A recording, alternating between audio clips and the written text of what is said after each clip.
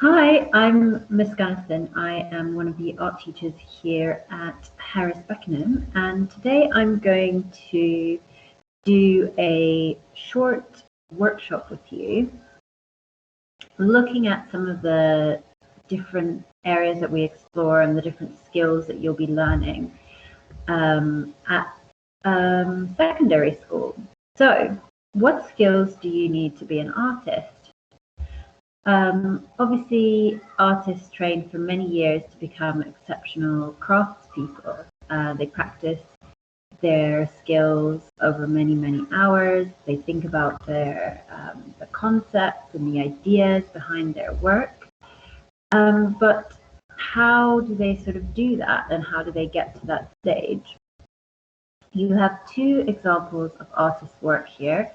The first one is Frida Kahlo. This is a self-portrait that she created of herself, and Frida Kahlo uses symbolism, and the animals and objects in this painting represent and symbolize different things about her life and about her as a person.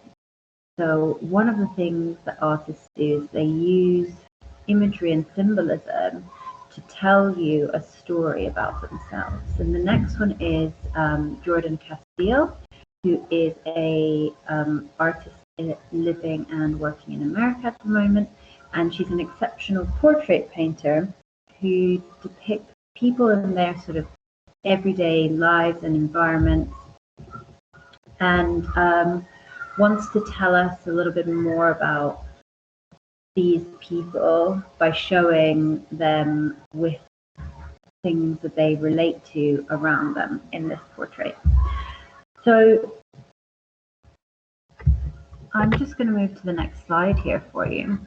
In art, the way that we think about the structure of art is we use visual elements which kind of make up the key components of any art piece. You can kind of think of them as the ingredients in a recipe that make a successful art piece. So those 8 ingredients are line, shape, space, form, tone, color, pattern, and texture. All of those things play a part in creating a successful art piece. We also really need creativity and imagination. Without creativity and imagination, we would always be stuck creating the same work over and over again. But with art, it's constantly evolving and constantly changing, and that's because of creativity and imagination. So, what are we going to be looking at today? So today we are going to use 3 of the formal elements. We're going to use line, form, and shape. And we're going to use these to create a series of quick observational drawings. So observational drawing, in the portraits that I showed you at the beginning on the first slide, the artist would have used very careful observation, which means they're carefully looking at what it is they want to create. And because they look so carefully, they're able to recreate it as close to sort of reality as possible. So what do you need for this workshop? You're going to need either a pencil or a biro pen. Actually, a pen will work better in this case. I have a fine liner, which also works really well. And then you're going to use a tea bag, which you will want to have boiled and put in water like this. And I'm also going to be using some paprika.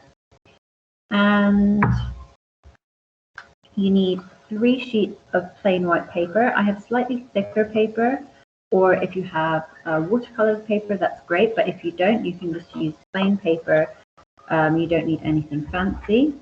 And then we're going to draw some objects. So my objects, I've chosen to go with 2. I've got a mug and I've got a hand cream that I'm going to be drawing. You can choose any object you would like.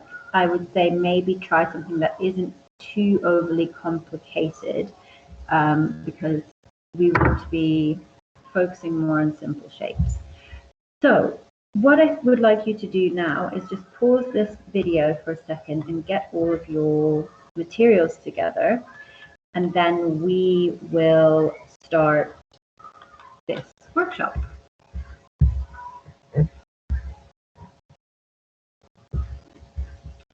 Okay, welcome back.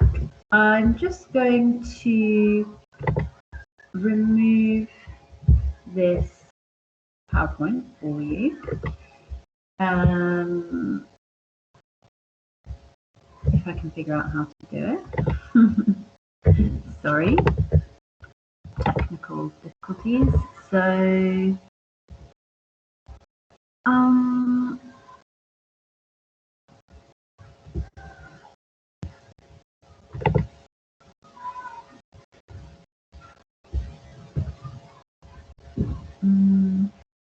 how do I stop sharing?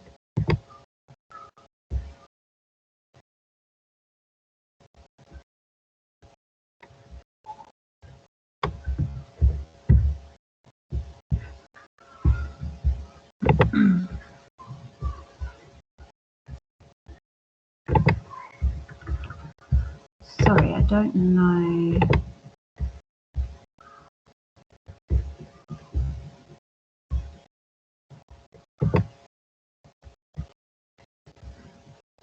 How to do this. Ah, here we go. I found it. Okay. Sorry about that. So hopefully you've got all of your materials together and connected. The first thing that we're going to do is we're going to use a simple technique to create, instead of having sort of plain white paper, we're going to have these brown, quite sort of interesting aged looking pieces of paper. You can't really see it in the video, but you will be able to see it quite a strong difference in person. Maybe that's better, you can see the difference there. So what we're going to do is we're going to create 3 sheets, and we're going to take the tea bag that you've heated up and soaked, so you should have this kind of brown water, and with the tea bag, what you can do is you can just dab some of this tea water onto your paper. You can either just go with the middle of the page, or you can go over the whole page. It will sort of bow your paper a little bit, which is fine, because afterwards you can always flatten these under some books. Okay, so I've done my first sheet with a tea bag. Another good thing you can use, so this is a really good alternative if you don't have paints at home, and you just want to create like a nice interesting background for your drawings. This is a really good technique. And the other thing that we can use is anything with color in it, like paprika, for example, or you might have some beetroot, so you could stain your paper with beetroots. For this, what you want to do is you want to have a small amount of water and quite a bit of paprika, but you don't want it to be too grainy. So you need to get like a good mix, basically. And then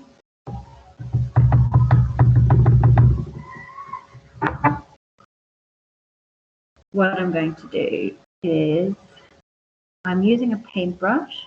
If you don't have a paintbrush, you could also use a bit of tissue paper, something like that. Because you're just creating a background, you don't have to worry about too much about how you apply this color. I'm actually going to do half orange, this kind of like nice pale orange, and then I'm going to do half with my tea bag, just to create like a nice surface background. Now, you're probably thinking, oh, I'm going to have to wait for this to dry, but what you can do is just go and get your hand dryer, I'm creating a few sort of dots on here as well, just kind of like some expressive marks. If you get your hand dryer, you can just quickly blow dry these pieces of paper, and they'll be ready for you to draw on. So this is my second sheet, and then I'll do my third. Now, I've already created some sheets here for myself that are dry, just to keep the flow of this workshop going. But you can always pause the video here and then come back when you're ready to do your drawing. So we're going to do some observational drawing, which means we observe and look at the object that we're drawing. And we're going to use a few different techniques. The first technique is going to be a continuous line drawing. So continuous line drawing means the line that we create is continuous. So you never take your pen off the paper. So normally, you would draw a line and then pick up your pen, and then do some more drawing and then pick up your pen. But with this, it's kind of a continuous flow. The second thing about this that we're going to do is we're going to do continuous line, and we're going to not look at the piece of paper. So this is a bit of a strange exercise at first, but it really trains you to carefully look at what you're drawing instead of focusing on the piece of paper and looking at your drawing. Because what you want to do is you want to train your eye to look super carefully at every single detail. That's how we are able to draw more realistically. And we're using the visual element here of line and shape because we're creating shape. Also, think about your whole sheet of paper here. You want to draw quite big. You want to fill up the space. So I'm going to demo this, and I'm going to do this drawing. I'm going to start at the top end. Obviously, because you're not looking at your page, you will have a little bit less control over what the end product looks like. But this isn't really about, creating, oh, I cheated there. This isn't really about creating a perfect drawing. It's more about like training your eye to really carefully look at something. And I'm not picking up my pen. I am just keeping this fine liner on the page for as much as possible. Just a second. Hold on.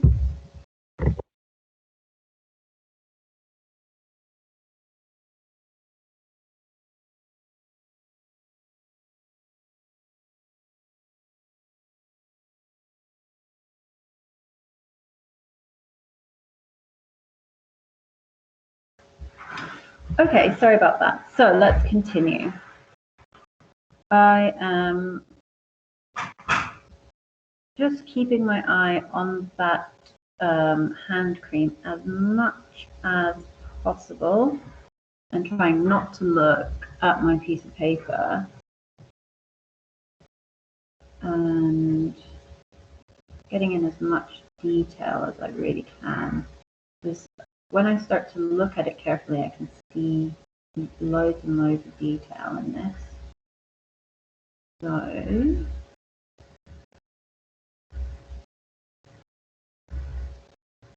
oh, I cheated again. Actually quite challenging to do and not to look because it's so tempting. Okay, great. So that was my quick drawing. I'll show you what I've done here. So as you can see, I've got a bit of the detail and the shape here, but obviously it's a bit out of sync, shall we say. But there we go, that's my first drawing done. You could do your second drawing on here as well, or if you have several sheets of paper like I do, we're just going to move on to a different one. So for my next drawing, I'm going to do continuous line drawing again, but this time I am going to look at my sheet of paper. And what I'm going to do is I'm going to use the rule of 60-40. So 60% of the time I'm looking at the object and 40% of the time I'm looking at my drawing. So I'm still spending more time really looking at my object than I am what I'm drawing. And here I'm going to do a continuous line again. So even though I can look at what I'm drawing, I'm still not picking up that pen, even if I have to go across somewhere to sort of find where I'll go back on myself with my drawing. That's totally fine. I'm going to start with the outline of my shape, and then I'm going to slowly work my way back.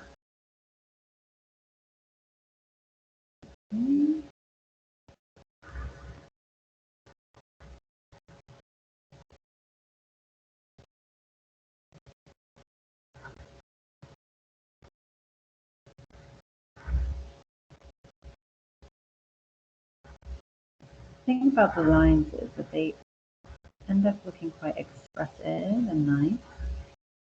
And it kind of, working in pen like this really removes the pressure, because you're not sort of thinking about it too much of like, oh, I need to, you know, rub this out or do this better or differently. So that's really good. And once I've got the outline of my drawing, what I'm focusing on now is I'm focusing on the shadows that I can see, all of the sort of details of the bottle, sorry, hand cream.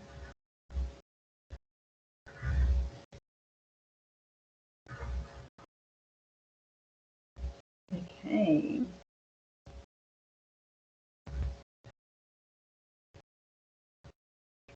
So we've got 1 minute left of this drawing, and I feel a bit like, oh, I've done most of everything, but actually there's loads of text here that I might not exactly copy, but I can kind of hint at it with some shapes to sort of show that there is a bit of text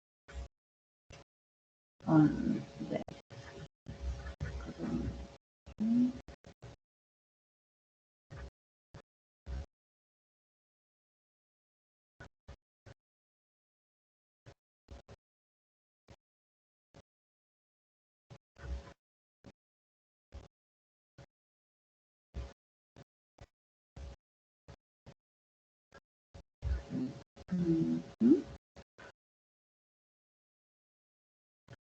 I'm also just going to go over some areas where it's a lot darker to sort of hint at tone. So tone is another one of our visual elements, and it's the way you can create the illusion of space and light.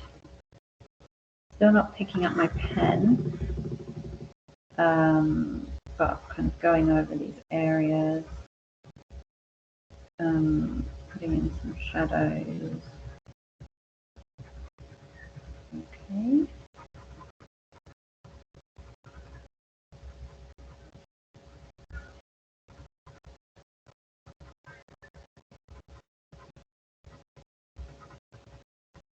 Oh, I'm kind of looking at my drawing a bit too much now, so you have to really catch yourself when you do that, and just keep redirecting yourself to the object so that you're really looking, doing your observational drawing. Okay, we're done. So this is my second one. So this is the first, and then here we have the second drawing. You can see there's a lot more sort of detail and the shape is kind of consistent. So this is what I've drawn here. I've started to add in a few bits as well. Okay, so that's my second drawing. So our last and final drawing, what I'm going to do is I'm going to draw this mug. And the way I'm going to do that is I'm going to allow myself to kind of incorporate all of the things that I've just done, but I don't have to necessarily do the continuous line. So it's a drawing, observational, 60% looking at the object, 40% looking at your drawing. And you can use continuous line, but you don't have to. So sometimes you might want to pick up and then do like areas of tone or details. Okay. I'm drawing this mug. If you were drawing a mug, think about the full shape first. I'm going to start off with the bottom of my mug, and I'm going to draw out that shape first, because that's going to dictate the scale, which is the size of my drawing. Then I'm going to go straight up. I'm going to go straight up here. And then this curve here needs to be parallel to that curve, because obviously the curves are kind of the same around the top here. And then now I'm going to teach you a good trick of how to create a round circle. So over here, what you need to do is you then need to draw, you kind of continue this line all the way across like that. So if you draw the bottom first, then the two lines up, then this top line, and then continue that as like an oval shape on the top. That's how you can see the three-dimensionality of your mug. Now I'm going to be drawing the handle. Oh, I'm not super happy with how I've drawn that, but I'm drawing in pen, so got to commit. That's how it goes. And then I'm going to actually do a little bit of continuous line here, because it will be a bit easier for me to find the shape. Okay. So there I've got my handle. And, oh, I've already done 2 minutes on this drawing. That was quick.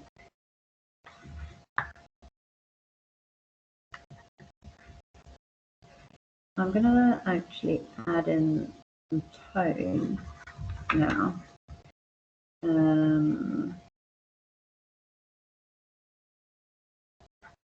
So tone is adding sort of darker areas onto your drawing. And then I've actually got some pens here.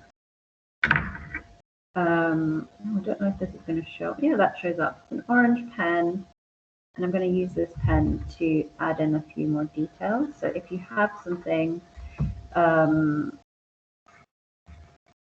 laying around, just like a felt tip pen, even a highlighter, something like that, you can kind of go into.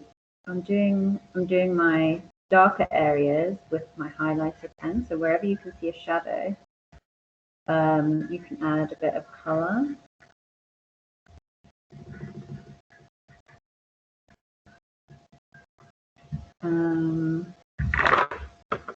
So it's starting to look something like that. I'm going to add this at the bottom here as well. And actually, if I look at my mug, I can see that the shadow of my mug underneath it is around here, and so I'm going to give it kind of a space to sit in by adding this shadow around it. I think will work quite nicely.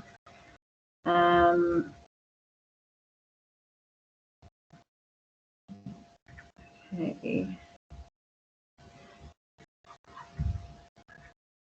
I also have like a thinner black marker still, so I can go back in and add more sort of lines. I'm going to do some continuous lines here. I'm going to do some at the bottom. I'm not going to include the text on my mug because I don't really like it, and I don't think it needs it as a drawing, so I'm going to kind of leave that out.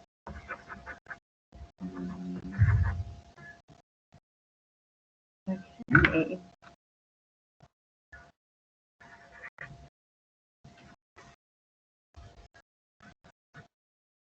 Right, so there is my mug drawing. I hope you can see that in this light. That kind of concludes our session for today. So you should have 3 drawings. Hopefully you've enjoyed it, learned something new, and we look forward to seeing you in September. What you can do now is just put these drawings underneath some heavy books, and then they will be nice and flat for you because they're a bit sort of wavy from the tea staining that we did at the start of this session. Right, thanks so much, and have a lovely rest of the week.